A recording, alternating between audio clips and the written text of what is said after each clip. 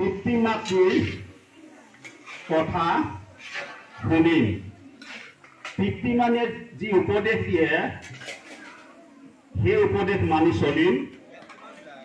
বাটত যি দেখো যি শুনো সেই সকলো কথা গধূলি সময়ত পিতৃ মাতৃক জনাম।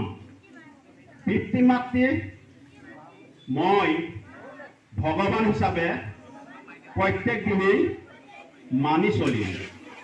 ঈশ্বৰতকৈ পিতৃ মাতৃ শ্ৰেষ্ঠ জ্যেষ্ঠ গুণৱন্ত বুলি প্ৰত্যেক দিনেই পিতৃ মাতৃৰ কথা সাদৰে গ্ৰহণ কৰিম।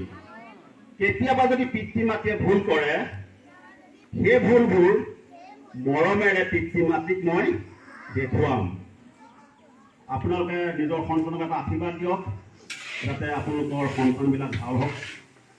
পিতৃ মাতৃয়ে নিজৰ সন্তানবিলাক ভাল হ'ব বুলি সদায় আশীৰ্বাদ দিয়ে আৰু ময়ো আপোনালোকৰ সন্তানক ভাল হ'ব বাবে এই মুহূৰ্তত হৃদয়ৰ পৰা অন্তৰৰ পৰা আশীৰ্বাদ দিছোঁ। মই সদায় ভাবোঁ এইবিলাক মোৰ সন্তান আৰু মোৰ নিজৰ সন্তানৰ দৰে আপোনালোকক